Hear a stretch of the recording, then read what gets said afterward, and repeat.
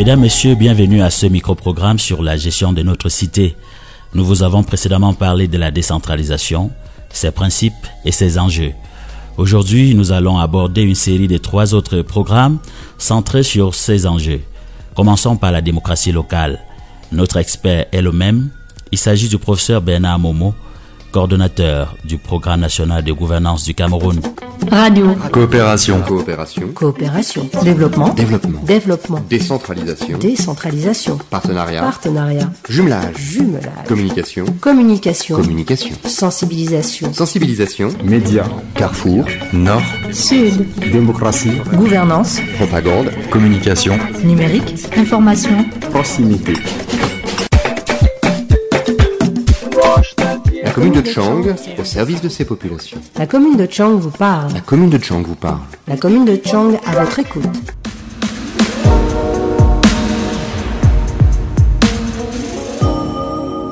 Bienvenue, professeur. Merci.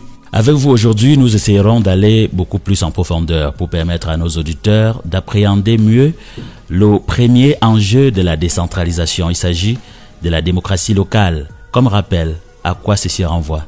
Que de plus en plus, les populations prennent conscience que c'est leur rôle de désigner les meilleures personnes qu'il faut pour gérer leurs propres affaires dans l'intérêt de la collectivité.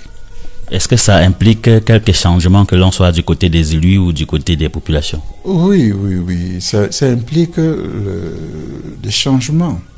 Vous savez, par le passé, j'ai l'impression que les populations vont voter un tout petit peu sans savoir la signification de l'acte qu'elles posent. C'est un moment crucial de la vie de la collectivité et qui permet de désigner pour la gestion de leurs affaires les personnes les plus qualifiées pour ce faire et dans l'intérêt de la collectivité. Alors, si on revient au cas particulier d'une commune, c'est un processus qui commence dans des sections qui permet aux populations de militer pour celui qui sera leur représentant au sein du conseil municipal. Là, nous parlons d'un conseiller municipal. Alors, que devraient attendre les populations d'un quartier, d'un village, d'un conseiller municipal qui est tout proche d'eux? Mon expérience de maire me permet de dire qu'un conseil municipal dans un village ou dans un quartier ou même dans une agglomération devrait être la personne qui a la conscience du rôle qui est le sien, à savoir travailler pour l'amélioration de la qualité de vie, la qualité, le cadre de vie, pour la réduction de la pauvreté, pour l'offre aux services de base de qualité. Et hier, je peux vous le dire, pendant que je voyageais dans un village où j'avais beaucoup de travail comme maire, j'ai pensé à un conseiller qui était très dynamique et que j'avais fini par appeler le maire de Koli. Oui, parce que là-bas, il jouait un rôle, il réunissait les populations pour leur dire, voilà les caniveaux qui sont bouchés, c'est mieux qu'on les débouche. Parce que sinon, les eaux ne ruisseleront plus bien et vont découper les routes qui déjà sont dans un mauvais état. Et c'est pour ça que le conseil municipal, dans une agglomération donnée, doit être comme une sorte de représentant du maire et, à défaut d'avoir les moyens adéquats pour conduire une action décisive, utiliser tous les moyens à sa disposition pour faire en sorte qu'on sente qu'il y a un mieux grâce à lui. Un conseiller municipal devrait d'ailleurs être un leader de l'agglomération qui est la sienne.